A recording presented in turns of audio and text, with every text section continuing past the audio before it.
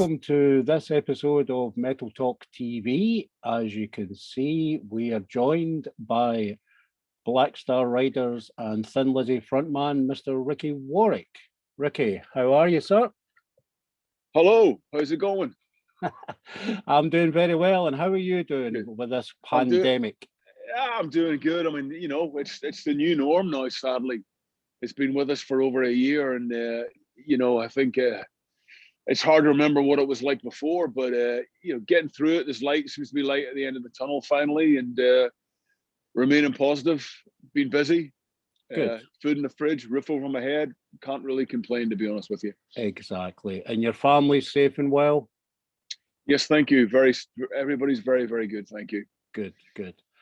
How difficult has it been for you not being able to get out there and perform in front of an audience?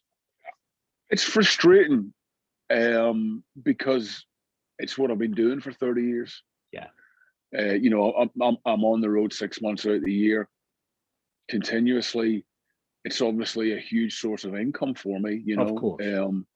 And you know, when you have that sort of rug pulled abruptly from under your feet, I mean, who'd have thunk we'd ever, you know, something we did take for granted. Going to a gig, there's always gigs, there's stuff going on. Boom, in a blink of an eye, it's not there anymore. Yeah. So I think when it kicked in, you know, you suddenly go, okay, this has happened. It's shit. What are we going to do? And then you realize it's bigger than any of us. We can't control it. So I started going, okay, how am I going to adapt? How am I going to get through this? How am I going to find the positives? One thing I've learned with the age is trying to find the positives in any situation. Yeah, you know, is the only way forward. You know, if your negativity gets you nowhere. So I just went, okay, let's look at the online streaming situation. Let's see if we can do something with that, which I have been. I'm just trying to adapt and try and stay positive. But yeah, it's a huge change for all of us. But you know, for touring musicians, it's you know, it's a real kick in the teeth. There's no two ways about it. I mean, you've also got a situation with a lot of artists where it's not just them that's feeling this; it's obviously the crew and the subsidiary businesses as well. They've been really, really hard hit during this. It's brutal. I'm one of the lucky ones because you know, as a solo artist, I can sing and play acoustic guitar, and that's what I've been doing for 20 years. So I just need to flip open the computer and go online, and I can do a show, and I can earn some money. I mean, but for the hard work, the guys that make it all happen, they don't have that outlet, and I feel for them. I mean, our crew's been decimated. You know, I mean, it's just a shame. We've had the same guys with us for years.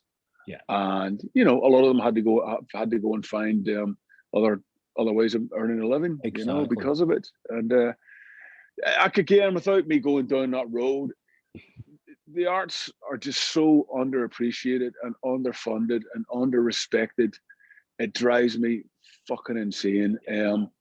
Because listen, you take all that out. Where would we have been the last year without the arts? Where would we have been? Yeah. You know, people go, listen. The frontline workers and the doctors and the nurses and everybody that's out there, of course, they're the essential people, and they should be given a huge pay rise all around for the work that they do. Yeah. But the arts is essential. It's essential. It's essential to our well-being and our mental state. Yeah. You know, and it should be treated as such. Shouldn't be up there with those frontline guys, but it shouldn't be too far behind. You know what I mean? And it just drives me insane that it's just like, you know, it's not real. It doesn't matter. What they do isn't important. Okay, well, go and switch your TV off. Go stop reading that book. Stop watching that movie. Stop playing that video game. Stop listening to that band, because that's all art.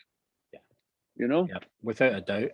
I mean, and obviously today you've had to cancel your tour for end of March, start of April, which is entirely understandable.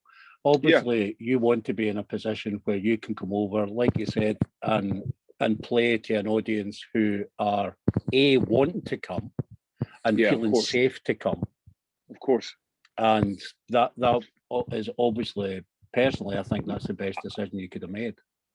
Oh no, thank you. No, it's the only decision really. I want people to come to a show where the only thing they're thinking about is the show. Yeah, is the rock and roll, and not am I too close to that person beside me? Not am I going to get sick after this? Yeah. And I'll be honest with you, I've no real interest in going, well, you can do a drive-in show, or we'll put people in bubbles, or we'll have 6 feet. Yeah. What's the point? The point is the blood, sweat, and beers, and everybody getting together and shaking hands and making friends at the shows and getting sweaty and getting into the music and creating a vibe, because that's what makes it special.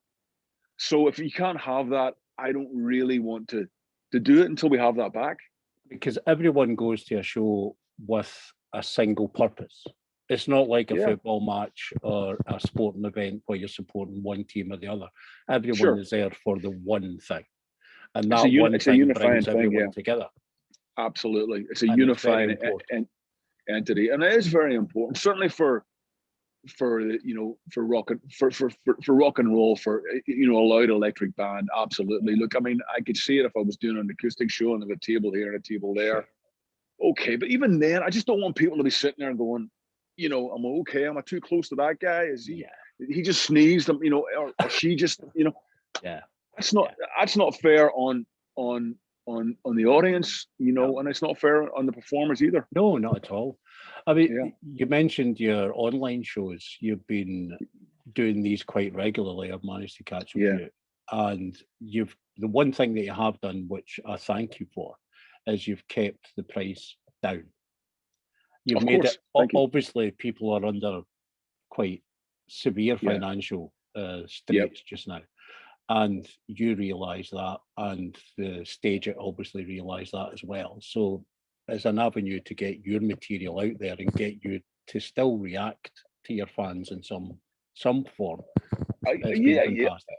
Thank you. I mean, I know what it's like to be broke, and I know what it's like. I mean, I come from a blue collar working class family, and money was always tight when we were kids, so everything that you earned was always a bonus. And look, people are hurting, and I have to make a living, so I'm going to charge something. But I'm charging what am I charging? £4. It's the price of a drink from a coffee from Starbucks, that you get. And also, I'm very conscious of not doing them one every week. Sure. It's too much. Once a month, I think is okay, and people can stick that £4 away and go, I've got a Ricky Warwick gig. I'll stick that £4. I'll not buy my cappuccino today. I'll go and see Ricky Warwick. You know what I mean? Yeah. And I'm the same mentality, and I think the people that come to my shows and come to see the bands that I'm in, most of them are very hardworking and have that work blue collar mentality. Definitely, and I totally respect that. And I totally respect that I'm nothing without them. Yeah. So they need to be treated with respect and with care and with understanding. And hopefully I do that, and it's not, people go, well, you're doing these online shows and blah blah blah, you must be raking a lot of money in from that. They've been great. I do okay. I'm not gonna lie, I've got a lovely fan base and they're great. But I invest the money and I've bought some really good recording. I've got into it now. First I was a bit like, I'm not too sure about this. I'm not too sure this is for me. Now I've got the Zoom. I've bought the Zoom. The lights and all that, and I've really got into it. But also, the platform I use takes 20% of what I earn. Yes. Then I have my management commission on top of that as well. Yeah. Then you do your top supporters. Then you're doing $300-400 a month in mail outs to the people that have been the top supporters. So there's costs involved in everything, but it's a way for me to stay connected to the people that support me and support my music, and vice versa. And that's what's important. That's the most important thing out of all this. That support that you've been shown has been proved with the release of When Life Was Hard and Fast. It looks, fingers crossed, that it's going to be, without doubt, your first top 40 solo album in the UK. I reviewed it for MetalTalk. Absolutely adored it. I thought it was a fantastic album. Thank you so much. Thank you. And I said in my review that you deserve this success Oh, thank because you. you've been working, like I said, working non-stop for 30 years now. Yeah. And it's about time people actually woke up and went, hold on, who is this guy? Right. Right. But there are so many different facets to Ricky Warwick, which I enjoy. Yeah, thank you. And you've covered pretty much everything in this album. Yeah, I think so. With Keith Nelson as your producer and co-writer, how did the two yous meet? We met, it was all thanks to Damon Johnson. Okay. It's all thanks to Damon Johnson leaving Black Star Riders. Oh, really? Absolutely. Much as Damon's my bro and I love him to bits. Yeah. Damon, as we know, Damon left Black Star Riders in 2018, and obviously there's a void there for a guitar player. And you know, it was one of those things that just worked out really well. It was a bizarre situation. Richard Fortas from Guns N' Roses, who was in Thin Lizzy with me for a short while, is a really good friend of mine. So I called up Richard and I was like, bro, we need a guitar player. I know you're kind of busy with this wee band you're in called Guns N' Roses, and you might not be up for it. And I said, can you think of anybody? And he went, Keith Nelson's just left Buck Cherry. Do you know Keith? And I went, well, I know who he is, and I know Buck Cherry, but I said, I've never met the guy. He said, well, he's in LA. Yeah. He said, here's his phone number. He said, he's a great guy. You know, obviously he's a hell of a guitar player. Give him a buzz. I think he could be your man. So I thought, brilliant, great, you know, and of course I go check out Keith, and he looks great and he plays great. Yeah. So I called him up and I was like, I made a quick chat on the phone. I said, look, is this something you're interested in? And he said, yes. He said, let's meet up. So we met up in Barney's Beanery, West Hollywood, 10 o'clock one morning. And he walks in and he looks me straight in the eye and he goes, I'm not your guy. Was that judging by your looks? I know, that's the first thing out of his mouth. And I sort of went, well, what the fuck are you doing here then? Why are we meeting? Why couldn't you just tell me this on the phone? He said, look, man, he said, I love your band. He said, I love Black Star Riders. He said, I think they're brilliant. He said, I left Buck Cherry because I just don't want to tour anymore. I just don't want to do the 6 months away from the family. Yeah. I'm done. He said, I've got my own studio now. I'm getting into production. I'm getting into writing. He said, that's where my focus is. And that's where I'm at. He said, but I wanted to give you the respect that you deserve, you know, and meet you in person and tell you face to face. So, you know, I thought, I'm all about that. So I thought that was brilliant. So anyway, we end up get a bit of breakfast and some coffee, and we're chatting. And of course we hit it off. We're both the same age, you know, working class boys. He grew up in Pennsylvania, me, Belfast, Straven, you know, the whole thing.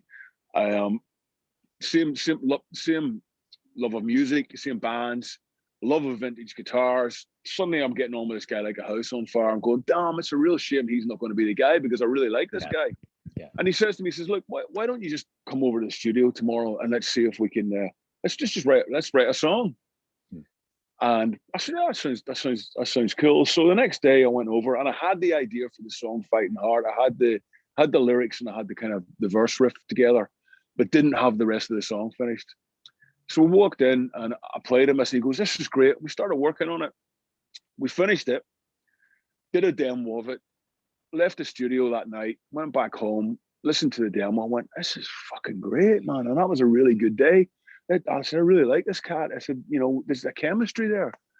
Listened to it some more over the weekend. And then on Monday, I called him up and I went, Keith, I said, I've more than enough ideas for a solo record at the minute. I said, what about you and me co-producing it and finishing it together? And he went, let's go. And that was back in 2018. So I've not really known Keith all that long, but I call him one of my dearest friends now. You know, we've become so close because we worked so intensely together on the record. Yeah. And so that's how that came out of it. And, you know, because Keith didn't take the Black Star Riders job, we end up getting Christian Martucci, who's unbelievable. Yeah. You know, so it was a double whammy. It was a win-win all around, really, you know. How difficult was it for you to be sitting on this album for so long, knowing what it was? Obviously, Black Star Riders had to come out first, and you had to do the tour. Of course, that's your main occupation these days. But you've also got a parallel solo career going. But you knew right from the start that this was going to be the release date. It was going to be early 2021. Absolutely, yeah. You must have been chomping at the bit. People know because you know, of my work ethic, you can see I'm a very impatient person. I don't do well when I'm bored. I don't function well when I've got nothing to do. You know, the thought of taking a holiday and lying on a beach terrifies me. You know, because I just one of these people, I just can't switch off. You know, and that's just the way I am, and I'm okay with it. Don't have a problem with it. That's just how I'm wired. You know. It was good in the fact that having an album in the can and knowing you've written it and knowing it's good and it's done is a really lovely feeling, because the stress of writing it and finishing it is gone. So on that point, on that sort of part of it, that's great. The other part is, yes, I'm impatient. I'm dying for everybody to hear it. I'm dying to get a reaction. I'm dying to get it out there. I'm very good at, I've learned over the years, at walking away. So it wasn't a case of like I would go, oh man, you know, we should go back in and re-record that song, or we should tweak this, or the guitar's not loud enough in that bit, or I don't like my vocal on that. I've learned very much that when you make a record, you're capturing where you're at that time, and that's how it should be, and that's how it should be viewed. So you walk away from it. Because if I went in to record when life was hard and fast right now, it wouldn't sound the same. It would be a different sounding record, because my head, I'm not, you know, my head's in a different space than it was 2 years ago. Yeah. You know, I may be playing guitar. So that's, I've learned to realize what you're doing in making a record is you're, in the essence of it's capturing where you're at that moment. And once of it, you accept that, then it's okay.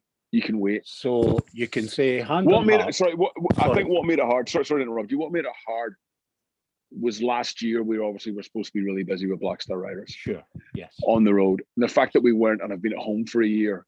Yes, that's hard, because you're going, oh man, I can't wait for this record to come out, you know, blah blah blah. So I didn't have BSR to take my mind off it, as it were. Of course. Yeah.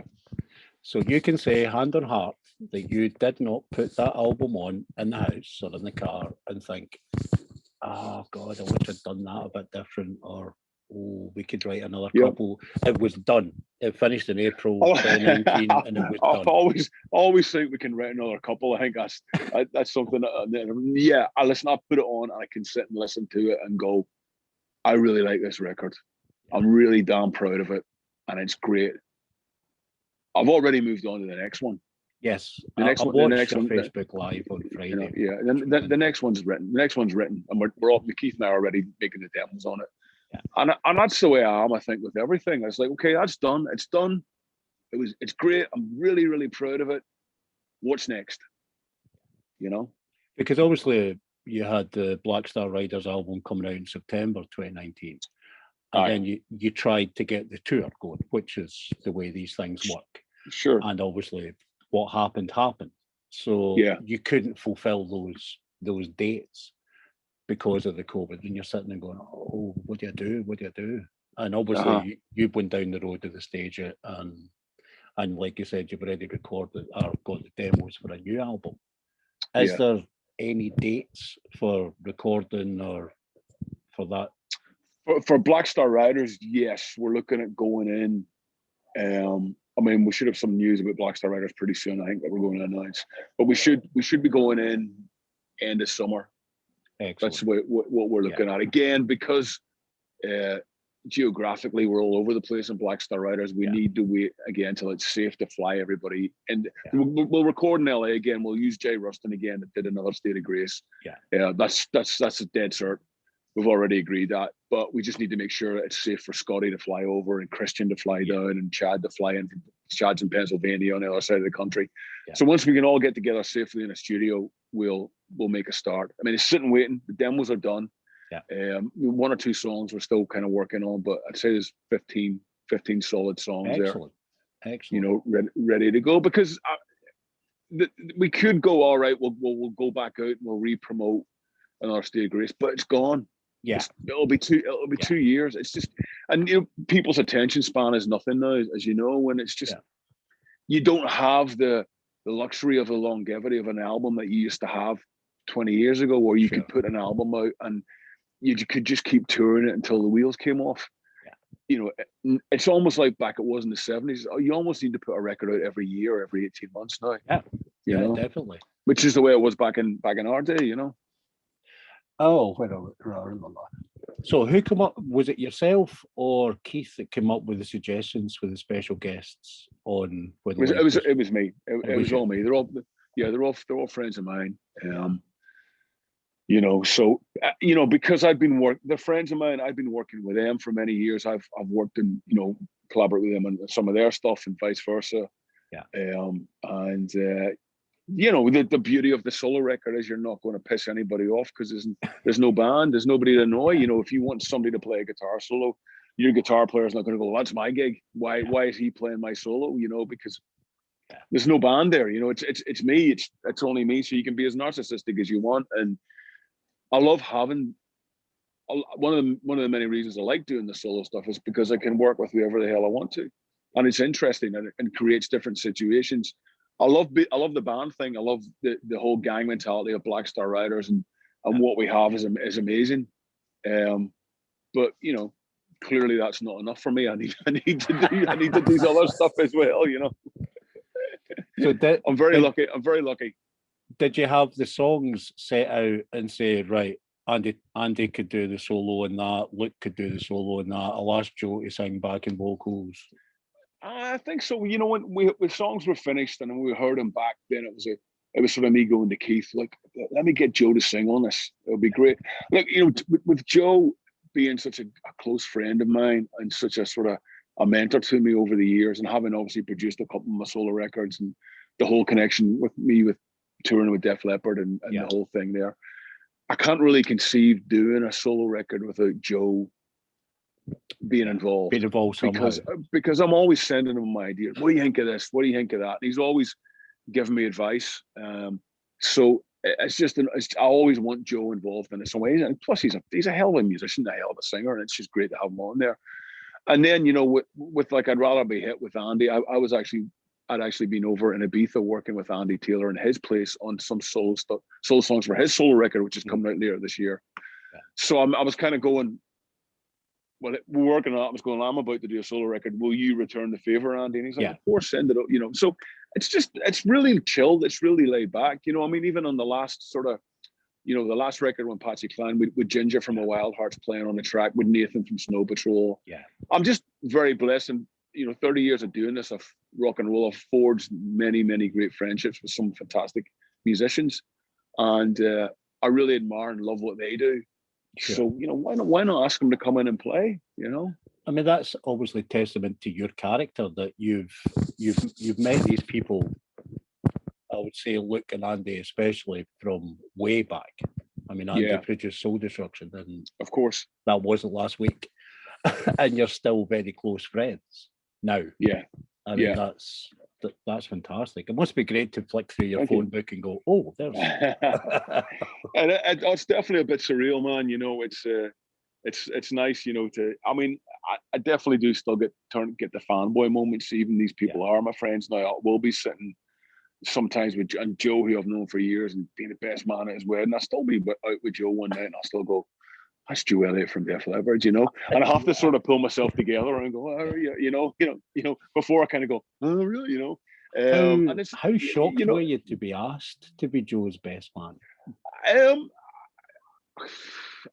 I was very honored. I kind of knew it was coming because at that moment in time, Joe lives in Dublin and I was living in Dublin, and we were never at each other's sites. You know, we were hanging out 2 or 3 nights a week. We were working on my solo record. I was opening for Def Leppard. I was up at his place watching the football, you know, 2 or 3 nights a week. We were buddy. We were tight. We still are, but we just obviously live miles apart now. So it was a huge honor for me, you know, and I was sort of with him when him and his wife sort of got together and saw that whole romance blossom, and you know, so it was lovely to be asked, you know. I don't think I was entirely surprised, but I was very honored. Very honored. You said that was the most terrifying gig you've ever played. It is. It is. I'll never beat that one. I've done some terrifying gigs, and you know, I mean, walking out for that first Def Leppard show in Vegas, the first time opening for them, in front, you know, armed with just an acoustic guitar and in an arena in front of 13,000 people is pretty fucking terrifying. But given that speech and just sort of looking up, you know, from behind the sort of table and seeing all the alumni at the wedding was definitely a moment where, you know, you can sort of see your hero sitting like this and like, oh God, you know. Yeah. It's forever yours to keep. We're all searching for the answers. There won't be in any book. I know where to find you. You're always in the last place that I look. You're always in the last place that I look.